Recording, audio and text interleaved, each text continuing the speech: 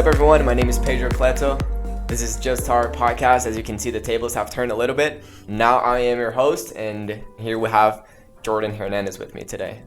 Thanks for having me on my own podcast. So, hey, for our first question, how do you think students can find balance during these really difficult times with COVID? Yeah, no, it's been tough for students. It's been challenging for teachers, for administrators, and even parents during this time of COVID. And it's not just the physical spacing. I'm seeing a lot of people struggle emotionally. I'm seeing a lot of people just sharing, hey, I'm feeling out of sorts. People saying, I'm feeling depressed. I'm feeling more anxious than anything. What COVID did is that it took whatever you were struggling with and it exacerbated the pain. So if you were already struggling in your marriage, it got worse. And so I'll say this personally, before I get into like anything as far as a solution. Personally, I'd always struggled with anxiety and depression. I was one person in my family that found an outlet through performance. And when I performed well, I felt good. And in my head, I'm constantly hearing, do they accept me? Do they like me? Am I respected? Am I good at what I'm doing? And that voice can be exhausting because it robs me of just being present with somebody like you. So for those people who are performers, they're social, they like to be life of the party, they like to be a good student, they like to be an athlete. Any one of those things, you're a performer, and if you can't achieve that balance of finding your identity in who you are and accepting yourself as you are, you can't really have any true healing. And that's the biggest thing I'm seeing with students and teachers, with, let's just say people, like with COVID exacerbating people's anxiety and maybe their depression, maybe just a funk. This is a time where everybody's anxious because of the economy. Absolutely. With jobs.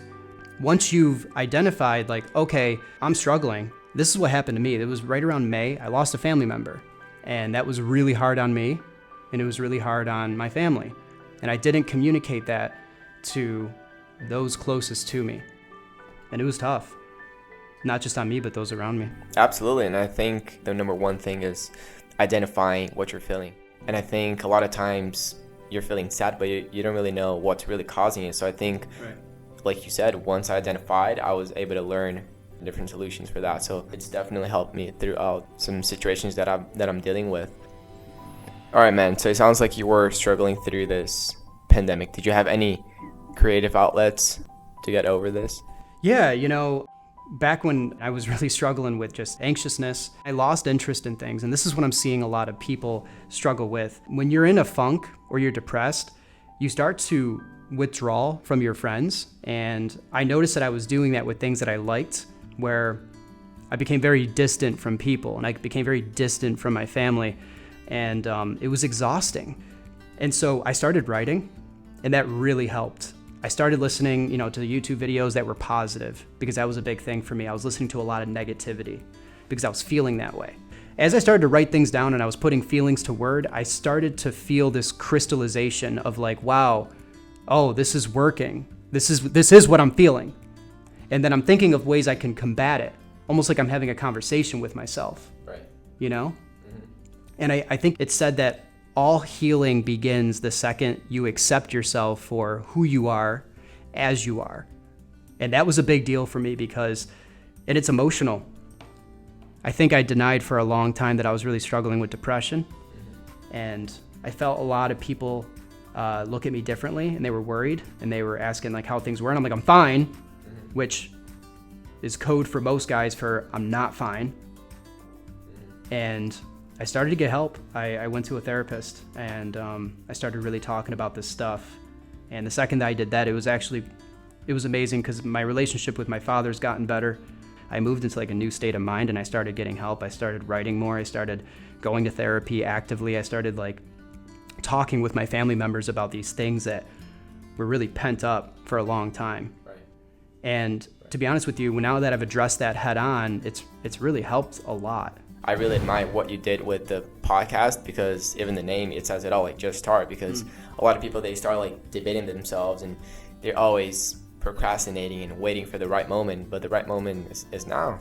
Would you want to speak a little bit more on on the moment where you were like, all right, let me put my emotions and my thoughts into this creative process of the podcast, and like what made you name it Just Start Podcast? Speak a little bit about that. Yeah, I think we all have that, like, I've had enough moment where you've literally had enough of like just what you've been doing the last however many years, right? Like, this podcast came about at a time where I was doing pretty well, and I named it Just Start. Just start today what you're putting off for tomorrow, because I did that for like 27 years, man. And I was really good at it. I got really good at procrastinating. I got really good at lying to people that I was doing all right. I'd go and do a million things to distract myself from the anxiousness.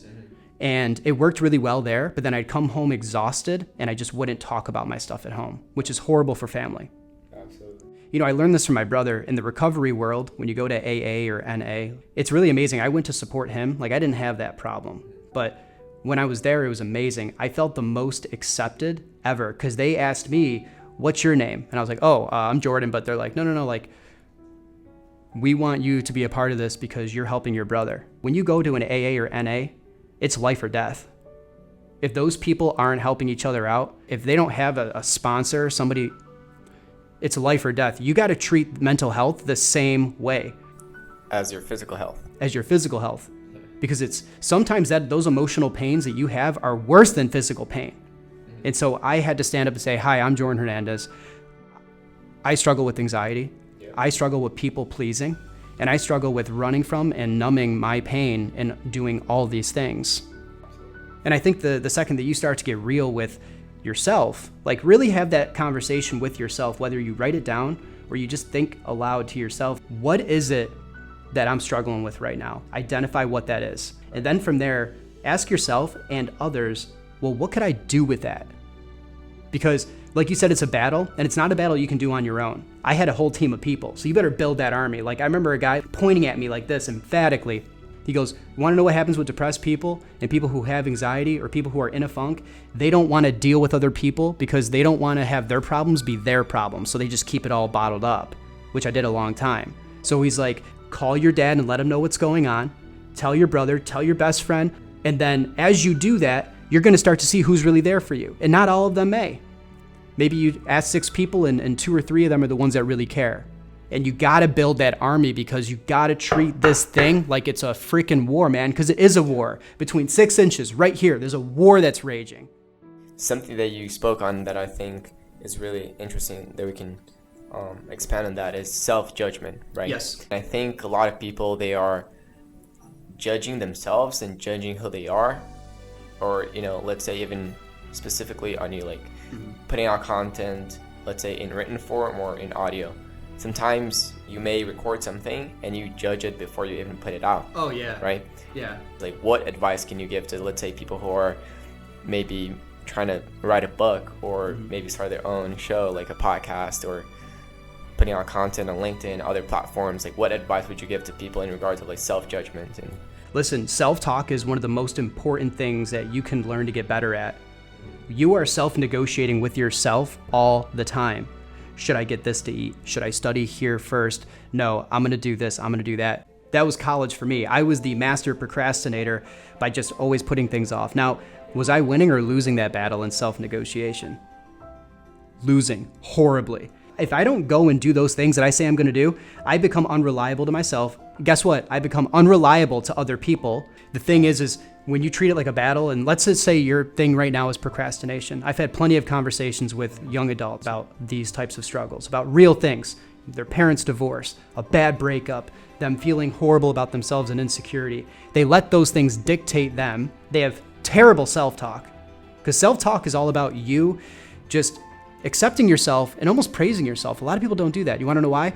I find that I did this a lot, where I use self-deprecating humor, just a fancy term for like making fun of myself. I always made fun of like my weight at the time when I gained a lot of weight, and I had like a hormone imbalance, and I made fun of myself for that before anyone else could make fun of me for it. And it was just like a coping mechanism, but I felt worse because of it. Like, it's like I didn't take myself seriously, So I was like class clown, I was the jester, life of the party, but it didn't get me feeling any better. So one thing I did was, a professor told me, stop thinking and saying things that are a critique of you.